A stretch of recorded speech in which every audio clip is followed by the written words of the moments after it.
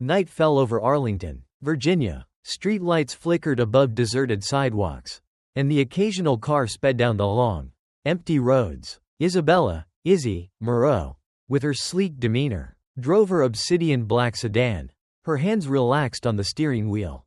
She glanced at her watch, well past midnight. A long day, but Izzy felt a sense of accomplishment. Her covert assignment in this small town was nearing completion, and she had everything she needed for a clean extraction.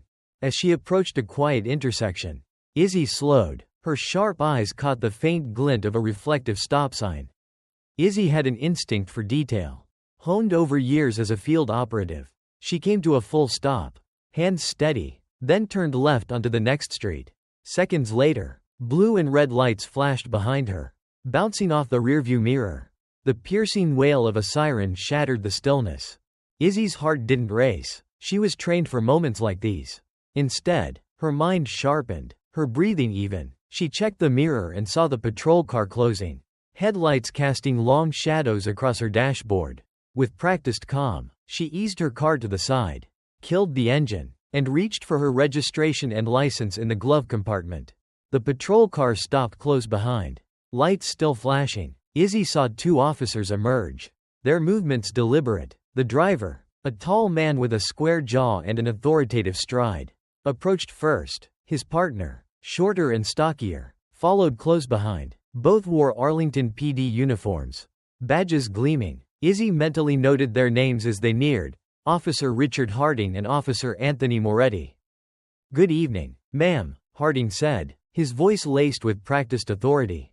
He leaned in, shining his flashlight into her window, the beam sweeping across her face and interior. "You know why I pulled you over tonight?" Izzy maintained a neutral expression, meeting his gaze head-on. "No, officer," she replied evenly. "I wasn't speeding, and I made a complete stop at the intersection." Harding's lips twitched, a condescending smile tugging at the corners. "Actually, you failed to stop at that sign back there," he said. "That's a moving violation." Izzy's brow furrowed slightly, but her composure held. "I'm certain I stopped, officer," she said, her tone measured but firm. "If you're mistaken, license and registration," Harding interrupted, his voice hardening. Izzy handed over the documents without hesitation, slow and deliberate. She wasn't in the mood for unnecessary escalation. Harding examined her papers, his eyes lingering on the driver's license. She felt his scrutiny, the subtle shift in his demeanor as he processed her identity. "Virginia plates, local address," he murmured, almost to himself. Then, louder, "You live around here?" Izzy nodded. Moretti, lingering near the rear, suddenly called out, "Harding, you might want to take a look at this." Harding straightened, handing back Izzy's documents without comment. "Stay in the car," he ordered before joining his partner at her trunk. Izzy gritted her teeth, watching in the side mirror. Moretti was pointing, voice low and conspiratorial. Harding nodded, and they exchanged a glance that sent a shiver of unease down her spine. It wasn't fear, Izzy rarely felt it, but a sharp, instinctive warning. Moments later, Harding returned to her window, his expression grim. "Step out of the vehicle." "Ma'am." Izzy tilted her head slightly, her voice calm. "May I ask why, officer?" "We have reason to believe you're in possession of illegal substances," Harding replied, his tone clipped, almost rehearsed. Izzy's eyes narrowed. "Illegal substances?" she repeated. "I believe you've made a mistake." "We'll see about that," Harding said, gesturing her out. Moretti waited near the trunk, a smug look plastered on his face. Suppressing a sigh, Izzy opened the door and stepped out, her movements unhurried, as if she had all the time in the world. She stood, hands at her sides, watching as Moretti theatrically popped the trunk and gestured towards a small, unmarked bag sitting conspicuously near the edge. "Well, Moretti said with mock surprise. "What do you know?" "A bag of the white stuff." Izzy's eyes flicked to the bag, then back to the officers, her face unreadable. Inside, though, her mind was racing, cataloging every detail. The bag hadn't been there when she left her house. She was sure of it. This was a setup. Harding moved closer, his smirk widening. "Anything you want to tell us, ma'am?" Izzy's lips curved into the faintest hint of a smile, a subtle, calculated expression conveying neither fear nor guilt. "I'll save my comments for the appropriate setting," she said. Harding chuckled, clearly misinterpreting her calm as arrogance. "Oh, you'll have your chance. You're under arrest for possession with intent to distribute." As Moretti moved to cuff her, Izzy allowed it, her gaze steady and unflinching. "You're making a big mistake," she said softly, her voice carrying a quiet intensity that made Moretti pause for a heartbeat before snapping the cuffs shut. "Yeah, we'll see," Harding said, leading her to the squad car. "Let's see how confident you are in front of a judge." As they drove away, Izzy gazed out the window, her mind already spinning. These two officers might think they'd scored an easy caller, but they had no idea who they were dealing with. This went beyond a simple shakedown. Someone wanted her silenced, and Izzy intended to find out who and why. The ride to the station was shrouded in tense silence. The only sounds were the hum of the engine and the occasional crackle of the police radio. Izzy sat in the back, hands cuffed, her expression neutral. Fluorescent lights painted fleeting shadows across her face, but her gaze was fixed on the road. Inwardly, her thoughts were sharp, deliberate, every moment replayed, a puzzle piecing itself together. The non-existent stop sign, the office's smugness, the planted drugs. This was no random act. This was a meticulously planned assault. Harding glanced at her in the rearview mirror, a smirk playing on his lips. "You don't seem too worried," he said, breaking the silence, his voice tinged with mockery. "Brave, or stupid, I can't tell." Izzy met his eyes through the mirror. Unwavering. "Should I be?" Harding chuckled, shaking his head. "I've seen tough guys crumble into a weeping mess inside a jail cell inside of 30 minutes. Izzy didn't reply. She knew men like Harding too well. Used to the power, bending the rules to their advantage, walking away without consequences. For now, she'd let him believe he was in control. That illusion wouldn't last. This wasn't just about clearing her name, this was about exposing a conspiracy. The station was quiet when they arrived. Night shift officers lounged behind their desks, sipping coffee and chatting in hushed tones. Harding and Moretti escorted Izzy inside, the fluorescent lights casting an unforgiving glare on the scuffed linoleum and peeling paint. "Got ourselves a live one tonight," Harding announced, his voice loud and brash. Other officers looked up, their interest piqued. Moretti tossed the bag onto the counter with a flourish. "Caught her red-handed," he added. "Looks like she's been running more than stop signs." Izzy remained silent, her gaze sweeping the room. She noted the placement of cameras, desk layout, the casual camaraderie. A small station. Everyone knew everyone. A network of secrets and unspoken codes. This meant deep-rooted corruption. They led her to fingerprinting. Harding removed the cuffs, gesturing for her to place her hands on the ink pad. She complied wordlessly, movements calm. The officer at the station, younger, with tired eyes, hesitated, glancing at her as if sensing something was wrong. "Name?" he asked, his tone almost apologetic. "Isabella Moreau," she replied. "Occupation?" Izzy hesitated, calculating. "Consultant," she said finally, vague enough to pass scrutiny, true enough to avoid outright lies. The young officer nodded, typing. His unease was evident. Harding and Moretti, however, were oblivious, laughing against the counter, enjoying the show. "You have something to say?" Izzy asked, her voice cutting through the laughter like a blade. Both men turned, their smugness faltering. "You got a smart mouth," Harding said, his tone darkening. "Let's see if it's as funny after a night in lockup." Izzy's cell was cold and dimly lit. A metal bench bolted to the wall offered little comfort. Bars cast long shadows. The faint hum of fluorescent lights buzzed overhead. She sat on the bench, back straight, posture unyielding. The door slammed shut, echoing through the corridor. Harding lingered, watching with curiosity and disdain. "You don't look the type to get mixed up with this," he said, almost conversationally. "But don't worry, the courts eat up a good sob story. Maybe they'll go easy." Izzy tilted her head slightly, locking onto his. "Or maybe they'll see through yours," she said, her tone calm, laced with an edge. He muttered something and walked away, leaving her alone. Izzy leaned back against the metal, exhaling slowly. Her next steps had to be precise. It wasn't just her freedom. She was about to expose something much larger. Something that reached far beyond this small town. This was a game of shadows. And she was about to rewrite the rules. The cell's quiet was broken by the station's hum. Izzy waited, patience born from years in the field. Her absence would be noticed. Questions would be asked. Her team would find her, they always did. But she had to play the part. The calm detainee. The unremarkable woman with nothing to hide. Every passing moment was another opportunity to observe. To gather intel. She noted the footsteps passing her cell. Their routines. She listened for beeping computers and crackling radios. Every detail mattered. When the time came, she would be ready. She would be the one to tear this corrupt world apart. In the break room, Harding and Moretti sat back with steaming mugs of coffee. Their laughter filling the small space. She thinks she's untouchable, Moretti said, shaking his head. Did you see her face? No panic. Yeah, that'll change, Harding replied, a smirk on his lips. She's just another name in the system now. Nobody's digging too deep. Besides, Moretti added, we've got everything we need. The evidence is airtight. She's got no alibi. Neither of them noticed the young officer lingering nearby. Face pale, eyes darting towards the holding cells. Something about the situation didn't sit right. But he kept quiet. Back in her cell, Izzy closed her eyes, breathing evenly. Hours ticked by, but she didn't sleep. Every minute was another step closer to the reckoning.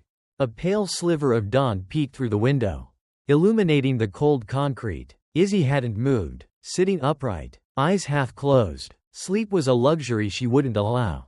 Her mind was sharper this way. Always calculating. Sounds drifted from the hall. The station coming to life. A loud buzz signaled the unlocking of the cell block. Heavy boots echoed down the hall. Izzy didn't flinch as Moretti appeared, clipboard in hand, wearing his smug smirk. Morning, sunshine, he said, dripping with false cheerfulness. Sleep okay? Or was the cot not 5-star enough for you? Izzy met his gaze, saying nothing. Her silence clearly rattled him. He shifted and glanced at his clipboard. You got a bail hearing this afternoon. He tapped the paper. Don't get your hopes up. Judges around here don't like drug traffickers.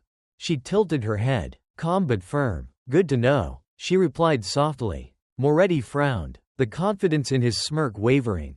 He cleared his throat and stepped back. Enjoy your breakfast, he muttered, turning to leave. Izzy leaned back, watching him disappear. The cracks in their facade were growing. She just needed a little more leverage. At the front desk, Officer James Keller watched Moretti stride past. The situation still nagged at him. She wasn't defiant, but she wasn't scared either. Her calm, deliberate words weren't normal. And the drugs? Too convenient. Keller hesitated, fingers hovering over the keyboard. He knew the unwritten rules, don't question senior officers. But doubt gnawed at him. He glanced at the surveillance monitors. Izzy sitting still as a statue. He bit his lip, resolve flickering. Miss Moreau? He said, stopping outside the bars. Izzy looked up, her eyes sharp. Yes? Keller hesitated, hand on his belt. I just wanted to ask. Did you really consent to the search of your car? Izzy tilted her head, studying him. She could see the doubt. What do you think, Officer Keller? She asked pointedly. Keller swallowed hard. I'm just doing my job. He faltered. That's what they're counting on. Izzy replied, her gaze steady. Men like Harding and Moretti. They rely on people like you to look the other way. Keller's face flushed, and he stepped back, muttering before retreating. But Izzy saw the hesitation. The conflict. The seed was planted. Meanwhile, in the heart of Arlington, a black sedan pulled to a stop. A man in a tailored suit stepped out, flanked by 2 agents. ETA on extraction? One agent asked as they entered a building. The man checked his watch. We proceed when she signals. Now we observe. Inside a secure operations room, live feeds flickered. One screen showed Izzy. Another displayed Keller, visibly agitated. Looks like the kid's cracking. One agent said. Good, the man replied. We use it. Then we turn this thing upside down. In the break room, Harding leaned back, sipping coffee. You see Keller earlier? He said. Kid looked like he'd seen a ghost. Moretti shrugged. Kid's always weird. He gonna rat us out? Harding smirked, but his eyes narrowed. Still, keep an eye on him. Last thing we need is a rookie poking his nose. That afternoon, as the station hummed, a black sedan arrived. Inside, Izzy's team prepared. They had Keller's email. Now they had to move. Let's make this clean, the team leader said. No disruptions. Expose it from the inside. As they exited the car, the sun glinted off their badges.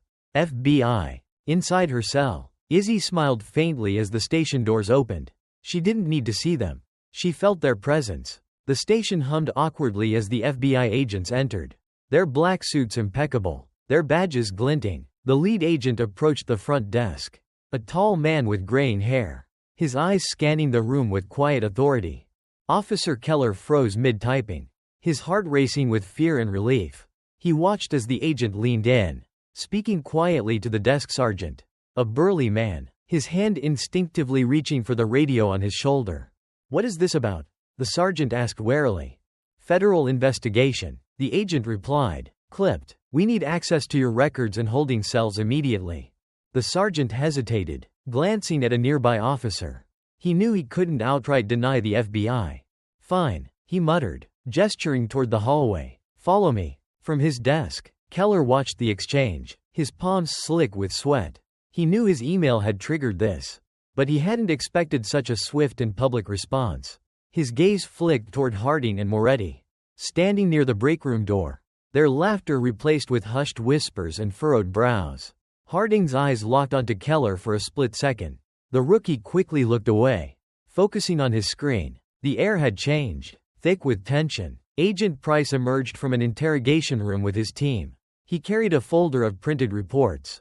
He walked toward the bullpen, his eyes locking onto Harding and Moretti, who froze mid-conversation. The agents moved with purpose, surrounding the officers. "Officers Harding and Moretti," Price said, his voice cutting. "We need to speak with you." Harding forced a smirk. "What's this about? We got nothing to hide."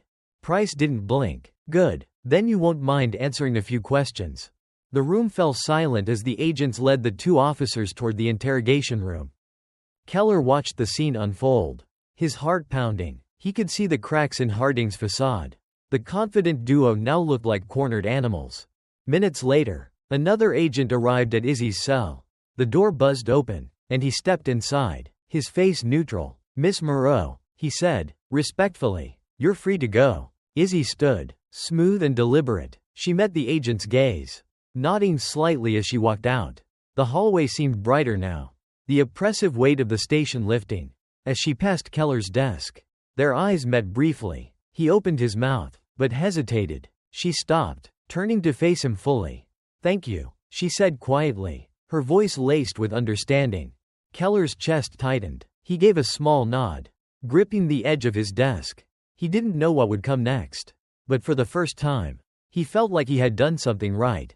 The interrogation room doors closed, followed by raised voices. Izzy watched from the entrance as the agents dismantled their lies. The storm was here, and it was just the beginning. Inside, Harding and Moretti sat at a metal table, their postures stiff. Agent Price stood opposite, a stack of documents in his hands. "So," Price began, "do you want to start with the falsified arrest report? Or should we jump straight to the planted evidence?" Moretti flinched, eyes darting to Harding. "We don't know what you're talking about," Harding said, his voice defiant. Price opened the folder, sliding across photos from the station's security cameras showing them holding the bag before the search.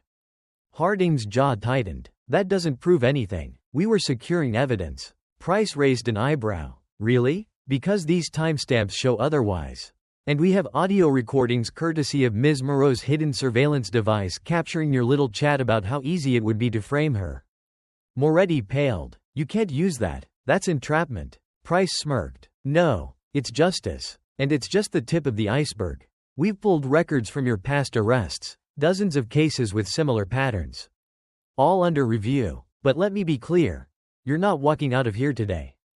Harding's bravado crumbled, shoulders sagging. Moretti buried his face in his hands, the weight of their actions finally hitting him. Meanwhile, Keller sat at his desk, watching. He'd been called into the interrogation room to confirm processes. He felt the gaze of Harding and Moretti as they realized they'd been betrayed. As the agents returned to the bullpen, Keller stood, his hands trembling, and approached Price. "What happens now?" he asked. Price looked at him, softening slightly. "Now, we clean house. And you." He paused, studying Keller. "You did the right thing." Keller nodded, a wave of relief washing over him. Izzy stood near the station's entrance, watching as Harding and Moretti were led out in handcuffs. Now looking defeated, their eyes downcast, escorted past their colleagues. The station buzzed with murmurs as the reality sank in. Agent Price approached Izzy, neutral but respectful. "We got what we needed," he said. "Your work here is done." Izzy nodded. "Unbroken. Good. Make sure it sticks." Price smiled faintly. "It will." As Izzy stepped outside, the crisp air hit her face, bringing a sense of finality. The weight lifted, replaced with the quiet satisfaction of knowing justice had been served. In the days that followed, the investigation sent shockwaves through the town. The arrests were headline news, their faces plastered everywhere. The charges against Izzy were dropped, and misconduct cases were reopened. The station underwent an overhaul, several officers resigning under scrutiny. Keller, now a whistleblower, received mixed reactions, but held his head high. Weeks later, Izzy sat on a park bench, coffee in hand, autumn leaves rustling around her. Agent Price joined her. "You could have handled this differently," he said, sitting beside her. Izzy smirked, taking a sip. "And missed the look on their faces?" "No thanks." Price chuckled. "You have a knack for making things memorable." They sat in silence, their work momentarily forgotten. For Izzy, the storm had passed, but the impact would ripple on, ensuring that justice prevailed, for now. Inside a sterile interrogation room at a federal detention center, Harding and Moretti faced their lawyers. Their arrogance had melted into desperation. The charges were overwhelming: falsifying reports, planting evidence, and abusing their authority. "This is bad," Moretti muttered, shaking. "They've got everything: audio, video, the files. What do we do?" Harding sat in silence, jaw clenched. "We fight it," he said weakly. Their lawyers weren't optimistic. The evidence was insurmountable, and public outrage had tipped the scales. Plea bargains were their only chance. Back at the Arlington PD, the fallout continued. Internal investigations revealed more officers involved, and resignations poured in. The police chief held a press conference, emphasizing transparency and reform, but the damage was done. Keller was at the center, praised and ostracized. Some colleagues avoided him, others quietly supported him. Keller didn't care. A week after her release, Izzy met Keller in a small diner. "I wasn't sure you'd show," he admitted. Izzy raised an eyebrow. "You earned this conversation," she said. "Not many would have done what you did." Keller looked down, conflicted. I couldn't keep looking the other way. But honestly, I don't know if it made a difference. The department's a mess, and there are more like Harding and Moretti out there. It made a difference to the people they hurt," Izzy replied, "and it made a difference to you. Don't underestimate that." Her words eased his tension. He allowed himself a small smile. "What about you? What happens now?" Izzy leaned back, unreadable. "Now, I move on to the next mission. There's always another fight." Months later, Harding and Moretti stood in court. Their fates sealed. They pled guilty, each receiving a sentence. Their careers were over, their reputations destroyed. They finally faced the consequences. Their lies were overturned, and innocent people were exonerated. In a quiet moment, Izzy sat in her apartment, packing a bag. A dossier lay open, details of her next assignment. She glanced at it briefly before closing it. Her mind focused on the road ahead. The phone buzzed. She picked it up. Price's voice. "Ready for the next one?" Izzy smiled faintly. "Always." As she stepped out into the evening, the door clicked shut. The fight wasn't over. Not for her. Not for the people she worked to protect. But for now, she allowed herself a moment of quiet satisfaction. Justice had been served, and the truth had prevailed. And that was enough. And so the truth came to light. And justice was served. The corrupt officers who thought they could get away with their crimes faced the consequences of their actions, while the woman they tried to frame emerged victorious, stronger than ever. This story reminds us that no matter how deep the lies, the truth will always find a way to shine through. If you enjoyed this story and want to hear more gripping tales like this, don't forget to hit the subscribe button and turn on notifications. Your support means the world and helps bring these stories to life. Thank you for watching, and I'll see you in the next video.